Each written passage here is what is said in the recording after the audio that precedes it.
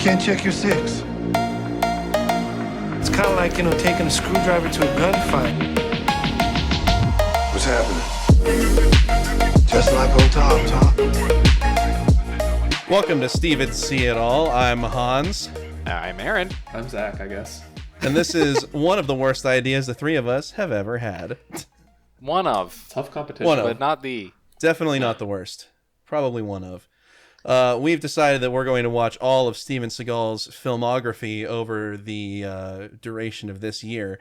And how many films is that, Hans? Huh? How many films is that? 50. 50 movies. And yeah, we get the last 2 weeks in December off. I don't know. He might have a new one out by then. We'll have to see. We'll have to see. And the whole thing is we watch them one per week and review them. There's some extra credits mixed in there of some terrible things that he has also been in, like the Saturday Night Live episode that he hosted. That's for the Patreon. Oh, there we go. He already got it figured out. By the way, I did not watch that yet. I have not seen that. So I saw the first 5 minutes and just thought, I don't know if I can do this. It's pretty spectacular. Anyway, we're game. All right, so we're getting way off track immediately. Who would like to intro and try to recap the synopsis of episode 1, Above the Law, to the best of their abilities? You. Oh, me? Oh. Yeah, no, go for it. Oh, this is the one that I struggled with the most. Okay, so I thought this was like one of the easiest. The year is 1988. I don't actually know if that's the same year for the movie and the release of the movie. Okay, so 1988, Above the Law. You're just reading your Letterboxd review. Am I? Oh, no, the year is That's 1987. How you out, wasn't it? No, in my Letterboxd review, the year is 1987. Well, I don't even know who to trust. Okay. I'll blindfold myself so I'm not reading my Letterboxd review. Steven Seagal is... Oh, is he Nico in this one? Oh, what's his... Nico Toscani. Yep. He is recruited into the CIA because he's so good at flipping people in his own Aikido dojo, surprisingly accurately mirroring his real life experience getting into Hollywood, until he learns that the stuff the CIA does bad stuff sometimes. So he goes and becomes a cop. I'm gonna be honest, it's been 3 weeks at this point. He becomes a cop, but he learns that there are people who are operating above the law. So in order to stop them, he also operates above the law. This was not the one where he recorded that was the next one. Oh, this is such a bad plot description. He's very lanky and wears a very weird tank top and commits multiple heinous acts of violence, and Wikipedia can fill in the rest. So my biggest problem with this movie, of all of the other problems about how terrible of a film it is, by far and away the worst thing about it was that the entire movie I was led to believe that Steven Seagal had to rise above the law to fix the situation presented in the movie, when at the very end of the movie it's revealed that he hates people who think they're above the law. So, okay. But he himself, many times throughout the movie, I definitely thought he was the one who is above the law, like a who watches the watchers kind of thing. Yeah. Oh, 100%. No. For the first 89 minutes of this film, you're led to believe that it is quite literally Steven Seagal is above the law, and that's a good thing. Don't criticize. That is unequivocally good. He is the watcher who watches the watchers. I thought that was the whole point of the movie. Nope. Okay, nope. So I want to tell a funny anecdote about this film. Okay. So I had watched Above the Law and Hard to Kill already when this happened. So the first two Steven Seagal movies. I went over to my parents' house. It was my day off. I go and hang out with them because they're only half an hour from here. So I go and hang out with them every now and again. Mom likes it. Good for her. And I love them very much. So she'll love to hear that. I went over there and I said, okay, yeah, my friends, Zach and Hans, they have me on this weird curriculum thing. It's going to be really funny. And I told my dad, I am watching one a week, every single Steven Seagal film. And my dad goes, above the law, blam, blam, and starts making gun noises. He's like, that movie's awesome.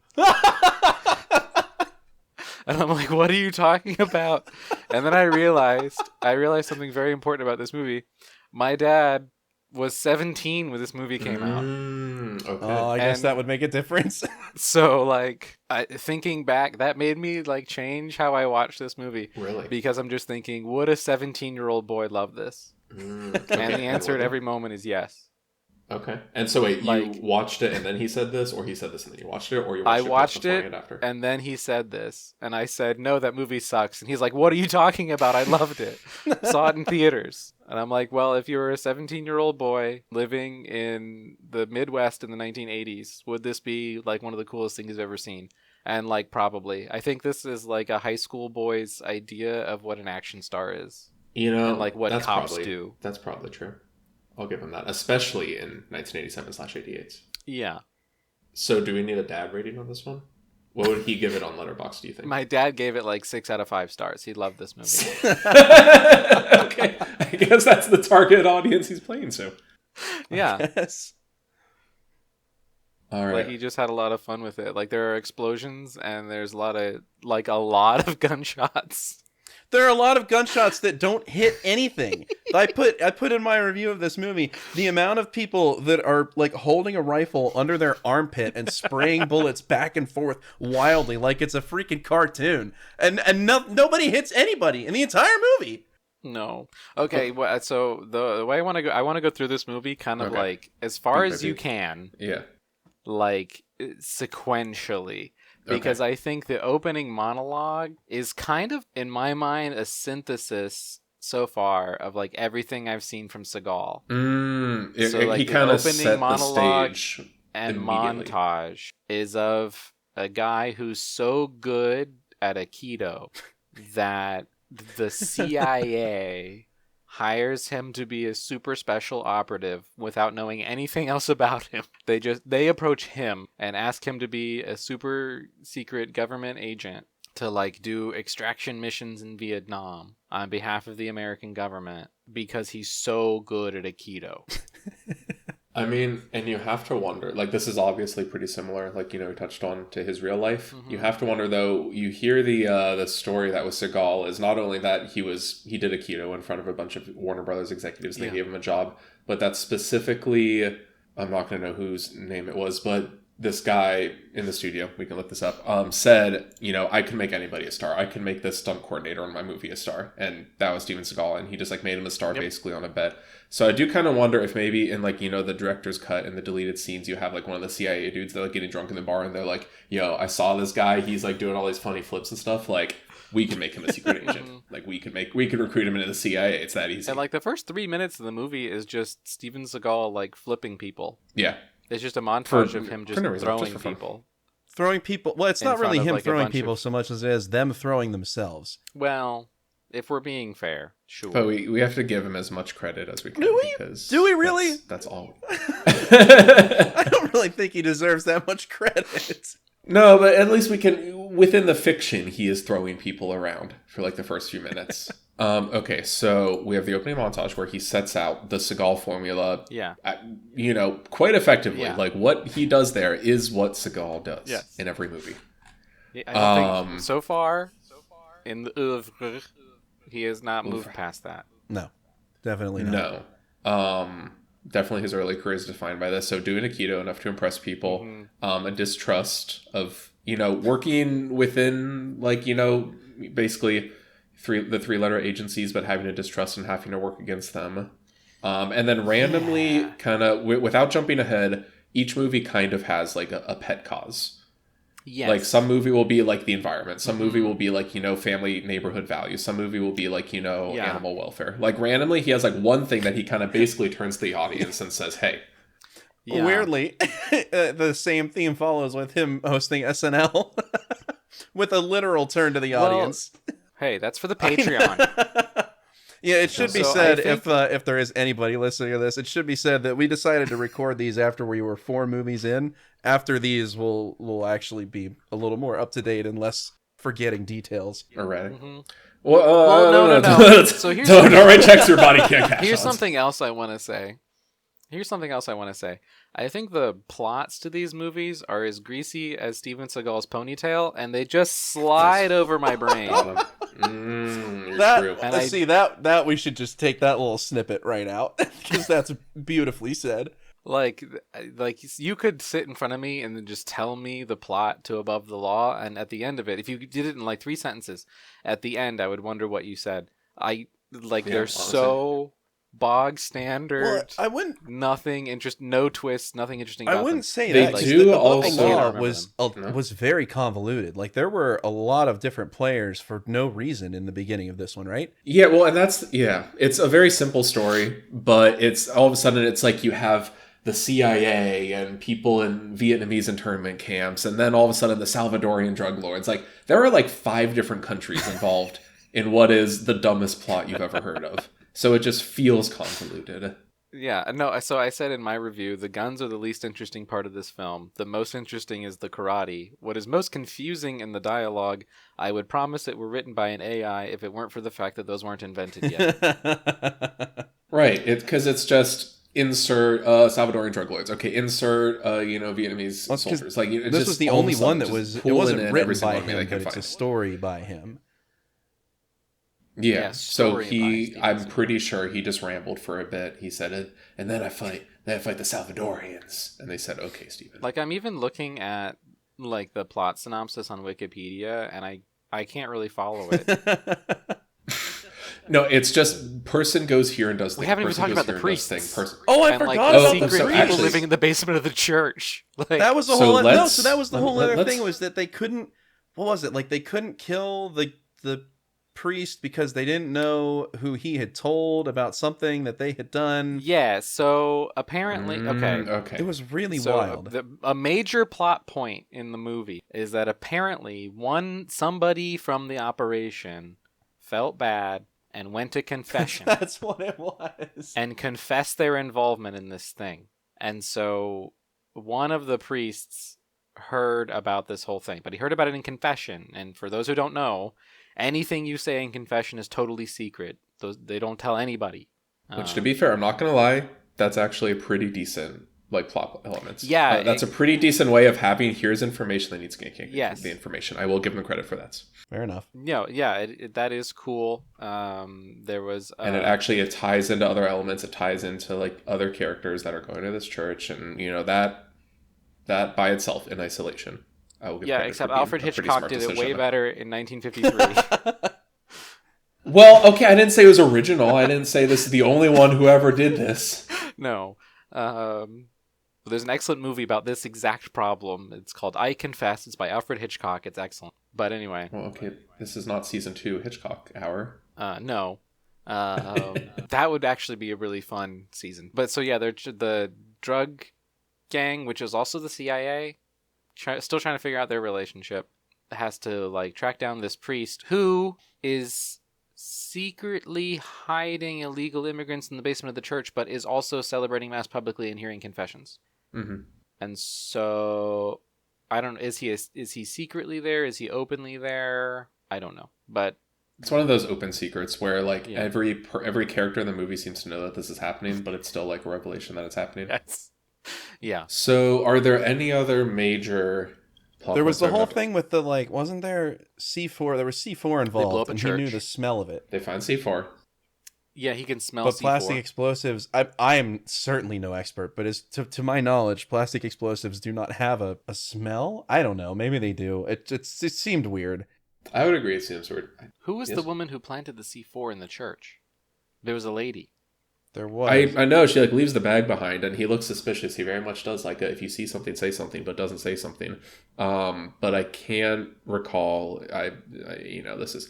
I think the best part of that by far was that they knew which priest it was that they had to assassinate, because everybody knew his name. Like they were going after this guy. They were trying to find this one specific Right. person, and this chick walks in with a bomb and bombs the church when the wrong priest is there, like leading mass. It's not like she wouldn't have known Yeah. that it's not the right guy. It's like right at Well, the you end bring of the Mass. bomb there, and you're like, oh, I'd have to come back a whole other week. That's just. There are like 5 That's too priests much in this effort. parish because it's Chicago in the 1980s. So there are like 5 priests in every parish, and they have no idea which priest is going to be celebrating mass that day, and they just blow the place up.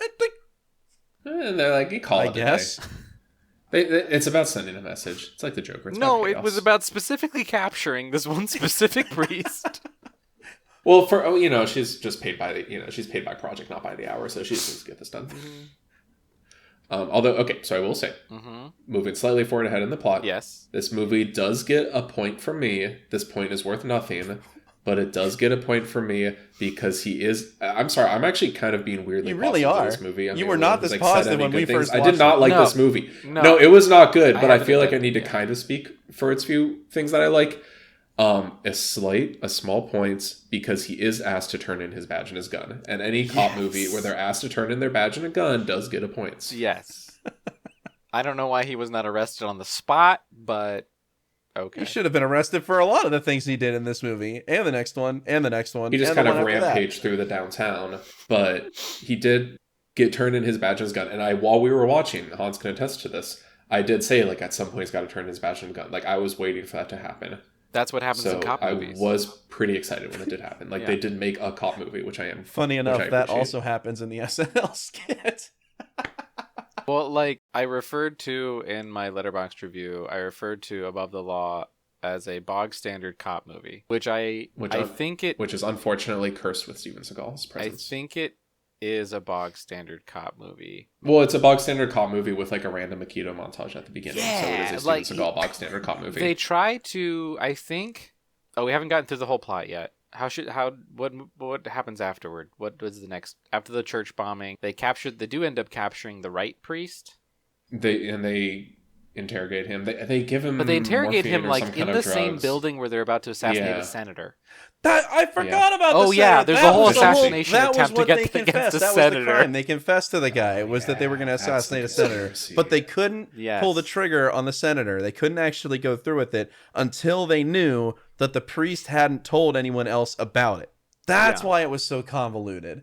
Yes. And also because then random like 3 different drug gangs are involved That's true. for some other reason. Yeah. Who also Well, have like because, secret like- CIA backing. Was it that were people in the CIA profiting from the Yeah. drug Yes. ring? Okay. Yes. Okay. Yes. Now that you say that, I do remember that. now, yeah. Okay. Yeah, but they're like So it runs interrogating deep. the priest in like the next room, in like the back room behind the stage where the senator is giving his speech and they're about to assassinate him. Like, It's all about efficiency. why would they not be doing this across town? Like, I mean, but then you'd have to take like the subway or something. Like, I don't Yeah. know. It's just all about efficiency. There's also, kind of how when you're reading, I'm gonna, just because I finished reading the Lord of the Rings series recently, I'm gonna compare this to high fantasy. In like a good fantasy series, you have like a map of the world and you know exactly where you are and how long it takes characters to get there, and Yeah. that has material impact on the story. Yes. Versus like the characters just teleporting around. yeah. I don't know the geography of this church they kidnapped him from to the office building where they are going to assassinate the senator. Like, there is no image of Chicago map in my head for this movie, and honestly, there's a 0% chance it would hold up to any kind of scrutiny if they tried to No. have a reasonable map of this place. No, every location is an island. It's seen here, then seen here, and there's nothing in between. No. Okay, are there any other major plot points that we should touch on here? After all of this, he finally apparently, like, this wasn't anything that was brought up earlier in the movie, but it was a pretty big deal at the end of the movie that after all of these events like happened and he killed the main bad guy, he promises that he will testify about his experiences in the CIA. Yes. He's just like sitting on the couch in his sister's house or his house or somewhere. Yeah. And talking to someone who's like, I'm going to testify against the CIA, and then the movie ends. And that was never brought up as like a point of contention or Okay, to be fair, that is actually more like story resolution and closure than the next like 3 movies are That's going to give you. true. So again, appreciate Just what you looking ahead a have. little bit. true. Like if this were, spoiler alert, marked for death, like they just wouldn't even that wouldn't come up at all. Nope. They would just spoil the plot and move through it. So this does at least have a bit of Yeah. an outro, a bit of a post climax fall in Yes. action, I 3-act guess. structure. I guess. Also, okay, so here's the thing. Let's talk about like themes, I guess. Yeah, let's talk Wanna about talk about themes. themes. What Yeah. themes? Let's talk about and themes, how there are baby. like Let's talk about these movies. well, like it pretends to have themes. It has all the aesthetics of a theme, but there is no actual theme. So like the reason that Steven Seagal, I'm just gonna call him Steven Seagal. His character name is Nico Toscani. Nico I'm not Toscani. gonna remember. I that. think all of his movies exist within the same universe, and he's just Steven in all of them. I have an idea about Really? that, but we'll get to that when we get to the later movies. So real quick, in every movie, I think Seagal's confused about what race he actually is. In this movie, he thinks he's That's true. Italian. Yeah, he Okay, thinks go he's on. Italian. At least in this one, he He doesn't have a pretends to terrible be accent. Italian. He's like a Midwestern Italian Catholic cop. I don't know. But so the reason I will that... I'm sorry, real quick, for background, just going forward. Yes. So his mother is of Irish descent and his father was Jewish, and he was born in Lansing, Michigan. His paternal grandparents were Russian Jewish immigrants. Oh, okay. In his first movie, he is Italian. Yes. He is an Italian living in Chicago. Yes. Okay, because every movie he's like a different race, so we're gonna have to know this. We need this background information. Okay, so Italian Steven Seagal, Nico Toscani. He leaves the CIA because he sees a CIA agent who ranks higher than him torturing a prisoner during an interrogation, like out in a hut in the middle of Vietnam, like out in the open. Right. But he sees him torturing him, so he just like runs away, threatens to kill everybody, doesn't fire a single shot, runs away, gets on a helicopter and flies away, and the CIA just like lets him. But that's the reason he leaves. Mm-hmm. When the same CIA agent, who I think his name, the Wikipedia page says his name is Zagon, because that's a human name. So when Zagon... It's better than some later villain names he get. When Zagon the Interrogator comes back, he is like... Nico Toscani, Steven Seagal opposes him and opposes the CIA, not because of their mistreatment of prisoners of war or like enhanced interrogation techniques, if we're going to use the government term for it, but because actually Zagon isn't doing something which is approved by the US government. He is dealing drugs, which the government doesn't want him to do. So Nico Toscani, Steven Seagal, is not fighting Zagon because of the original inciting incident. The inciting incident actually has nothing to do with the rest of the plot of the movie. Until he agrees to testify. He beefs with Zagon. He is no, but that's what Aaron's saying. He's testifying because he's involved in the drug trade. Yeah, he's fighting Zagon because prisoners. Zagon is dealing drugs on the side, not because he's doing what the CIA has asked him to do. Oh, I didn't like catch in that. The So that just doesn't even matter? Scene, no, in the opening scene. It's more. I mean, it's more like he's just generally testifying his beef with Zagon. Like it's not like I don't even think he technically ties it to the drugs either. I think he's just kind of. It's a vague. Yeah. We know Zagon's bad, so the implication he's testifying against just Zagon, this guy he doesn't. Yeah, like. but like so in the end, like I think the movie like attempts to present to the audience a theme of CIA bad, but what it actually says is this particular fictitious CIA agent is bad. Mm-hmm. Like, because Steven Seagal leaves the CIA because he sees a CIA agent doing something which is presumably condoned by the CIA. But then the entire rest of the film, he is opposing that same agent, not because of the thing that happened at the inciting incident, not because he's continuing to do that thing, but because now he's doing a new, unrelated thing which the government is not asking him to do. So it's another sort of sidestep. You're given to believe that this entire movie is based around one thing, when in reality, at the very end, they're like, no, not really. It's about a totally different thing. I mean, so he does, when he leaves the CIA, he does become, like, I don't know if he's officially working for the DEA in this movie. I know he works for the DEA in half his movies, but he is investigating drug rings, so I guess he's just like, this is my thing now. He's on Vice with Chicago PD. Yeah, I'm a drugs are bad, kids and cake kind of guy now. That's my 1980s, just say no. I completely forgot about the whole beginning where he like threatens to shoot everybody, doesn't fire a bullet, walks away, nobody else shoots him. Like, get out of here, because someone else defends him, and that we meet that guy later on too, right? The guy that defended him. Yeah, up on the roof. Yeah. But I'm like, just the inciting incident of the film, like the thing which defines Toscani's character, does not play into the rest of the movie. Like actually, like aesthetically, it does. Like the film language tells you that this is what defines his character, but not really. But nothing else in the movie has anything to do with the actual content of what happens in the first 10 minutes. That makes just about as much sense as leaving a covert operation in some other country and somehow getting a helicopter ride out of there, and then he just going gets home on a helicopter, just leaving the CIA casual. I mean, both the implication of like he is like drawing guns on his superior officer and is just allowed to leave the CIA, but even without that, just the fact that he's like, I'm done, and they just let you leave. Like there's no kind of implication of a contract or requirement. Like he's just like, oh, when I'm done, I'm done. Like he doesn't have reams of paperwork about stuff he can't talk about. Now, do you have any more thematic things you'd like to discuss? Because I have a bit of a segue. So there is this, he talks about religion in this movie.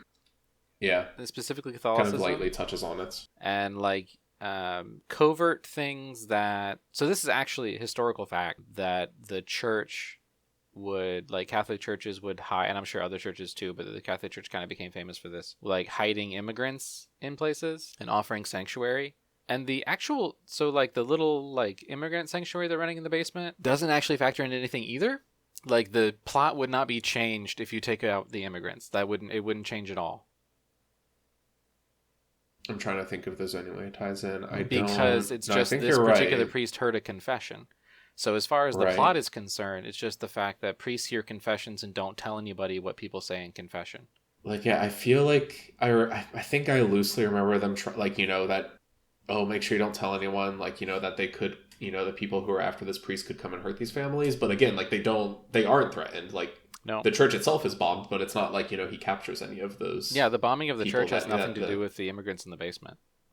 No, I think you're right. Yeah. I mean, but to be fair, if they cut that out, then we would be, under the certified gold Paul Blart length of a movie. We would be less than 90 minutes, so we gotta hold on to. Yeah, we would have lost 10 minutes of them worrying about the Hispanic immigrants in the basement and like the 3 priests and 2 nuns who live down there with them. All right. So what I wanted to kind of segue into a little one. First of all, he has a partner that dies in this movie. That's going to be a common theme. I'd actually be really curious at some point when we go through here to determine the fastest like movie beginning to like requisite partner death that happens. Because I think so far it's Out for Justice. Yes. I think it's out so far, but we can touch on that later. But the reason I thought of this is because his partner, Detective Dolores Jackson, is played by Pam Grier, who would later go on to be in many other movies, but to be Jackie Brown in Jackie Brown, to have like actually a very illustrious film career after this. So I wanted to say that go on to have an illustrious that's film kind career. of a So I was segueing into like they deserve better than this corner of things. Like all the people who are in this movie and you're like, oh, you deserve better than this. Like, no, I mean, like, you've got an Emmy and a Golden Globe nomination. You deserve better than this. In fairness, they got better than this. They did, but still, at this time, in the time of this fiction, in 80s, I'm like, but like, you're in I this think Seagal movie? We'll talk about this more later in the other movies, but so many people in Steven Seagal movies end up being really famous and successful actors and artists. So in this one, in Above the Law, we have, as discussed, we have Pam Grier. Mm-hmm. We have Sharon Stone. That's a big one. And I'm sure there will be other names that I miss. Like, if we don't mention them, it's not that they're not cool. It's not that they don't deserve the accolades. Just running through the list, running through the credits, the names that jump out to me. The one that actually, this is not even necessarily the biggest name, but the funniest one to me is John C. Reilly as an uncredited thug in bar. Really? That John C. Reilly, Will Smith's comedic partner in crime, and who also, low-key, I think, I'm predicting this, John C. Reilly's like turn towards drama. I think he could actually kill it. We haven't seen much of it. I think if he steps out from under Will Smith's shadow, I think musical theater and drama he could excel at. Because what we've seen so far... Oh, you interrupted my John C. Reilly, please. Oh, I'm sorry. Do it again. I just want John C. Reilly to do well in life because so far he's been pretty good at comedy. But from what we've seen him do in musical theater, like in Chicago and in Walk Hard, the Dewey Cox Story, he actually like really has like a stage and screen presence whenever it comes to like performing. And I think I can't think of a role where he plays like more of the dramatic one. I think he has I think he's got like that's kind of Robin Williams' late career, like turn towards drama, like Good Will Hunting moment. I think it's brewing. I think it's coming any day now. I can't find a screenshot. So that's of this. I genuinely John C. Reilly. I missed it entirely. Prove me right. Get that Oscar. Prove me right. Also yes, in this movie, as man at bar, Michael Rooker, who went on to play Yondu in Guardians of the Galaxy. Michael Rooker was in this movie? Yep. So that's 2 Guardians of the Galaxy actors right there. John C. Reilly and Michael Rooker met on set here, and then would later go on to join the MCU in Guardians of the Galaxy. Would you look at that? I think, and we'll talk about it. This comes up. I think this is. He had curly hair. Again, we're reviewing this movie after having watched the first 4 Steven Seagal films. But I think this is a theme that will come up again, and we'll talk about this a lot more in the other movies. Steven Seagal films have a way of being a stepping stone for people's much more illustrious careers. It's kind of like we'll need to call it. It's like the Seagal anti-curse or something. Like if you're in a Seagal film, actually your career can only get better from then on out. So like everybody actually. So like everybody else steals the like career force, like his Hollywood life energy, and then they go on to like, you know, feature in like Emmy and Oscar nominated and winning projects, and like, you know, make a name for The themselves. largest film star, like be a co-star in the largest film franchise of all time. Yeah. I would actually like, if we could put enough names to this, that it kind of becomes almost like, you know, there's typical Hollywood wisdom, like, oh, if you're in this person's like acting class, you're going to go on and be successful. Like, you know, just if you can get a bit part, if you can be like an uncredited background character in a Seagal film, it's going to pop off for you. See, I don't have a problem with that up until like maybe mid 2000s, because after that they're just like straight to DVD. Okay, yeah, that might garbage. change. Oh yeah, That no, might only be true through the 90s. if you were in a pre 9/11 Steven Seagal movie, if you're in a not direct to video Steven Seagal movie, I don't know. We'll see. We may be wrong. I don't know. We'll have to see how this pans out. But so far, not jumping ahead too much, but 4 movies in, we got a real theory here. All right. So this is the They Deserve Better / the anti-Steven Seagal. What's everybody's star ratings? oh, Okay, star ratings and favorite quotes if you have one. Favorite / least favorite quote if you have one. I don't have a favorite quote. so I who honestly goes can't first? remember anything of note from this, but Okay. I gave it 2 stars. Only knowing 2 stars. that it's going to go down so much further that I had to have like a solid baseline. I feel like that's too many stars. But at the same time, I know where we're headed. It's a bit hard.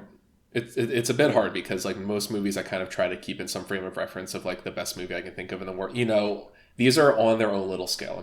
They're on a scale of other Seagal movies. Like I need to make sure I have enough room to go down without going too high on any of these.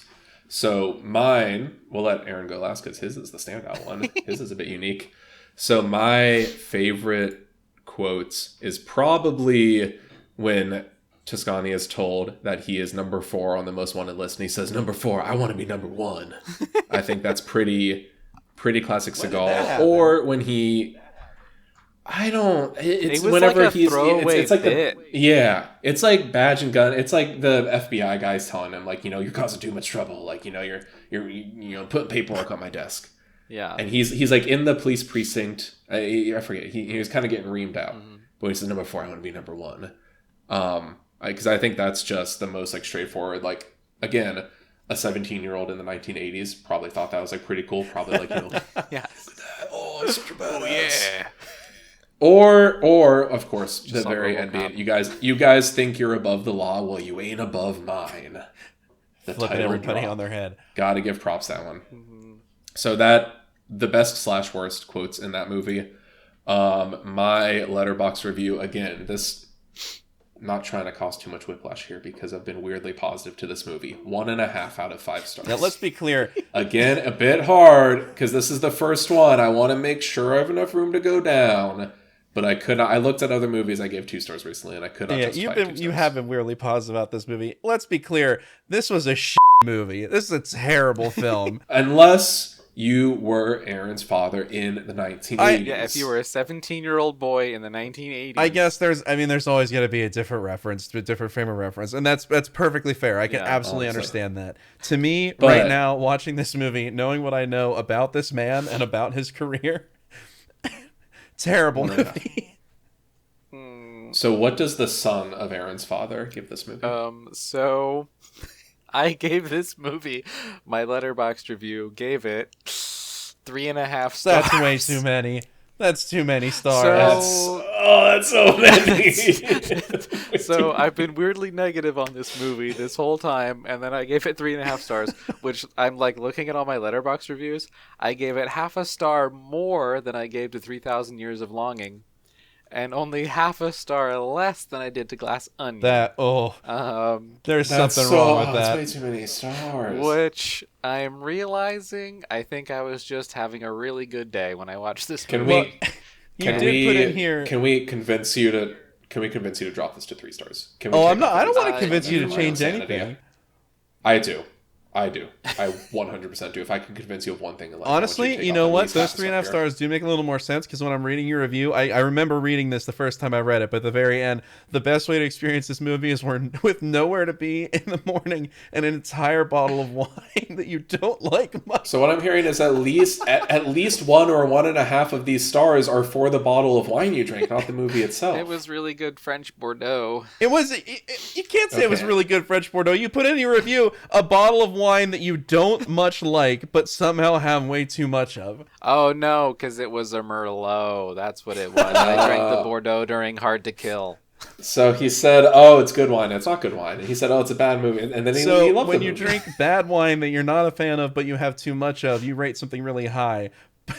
But I won't give away the star rating. But when you were drinking good wine, you rated Hard to Kill very poorly. Well, So there's no law against it, Aaron. Can you please knock off just half a star? you know, I won't tell anyone. That's what I thought of it immediately after I watched it. Good reactions. All right, you can't win them all. I can respect that. Got reactions. Fire them from the hip. Blam. Okay. It might have been Anything a bad else we review, need to but I touch stand on? by it. Okay. That's good. That's the Seagal method. Anything else we need to touch on before we end this one? I don't think so. I think that was Above the Law, We a Steven Seagal film. You and I watched these. We watched Above the Law and Hard to Kill back to back in one day, and I remember getting up from this one thinking, "Man, we have a whole other one of these to go today." And a whole 49 That was rough. of these to go all year. We were having a good time. It was like pretty some, hard to work up the energy. MST3K commentary going on, but man, that was a rough watching experience. If we were at the theater and there's an intermission and then a second movie, it'd be really hard to convince myself to stay in that theater for this double feature.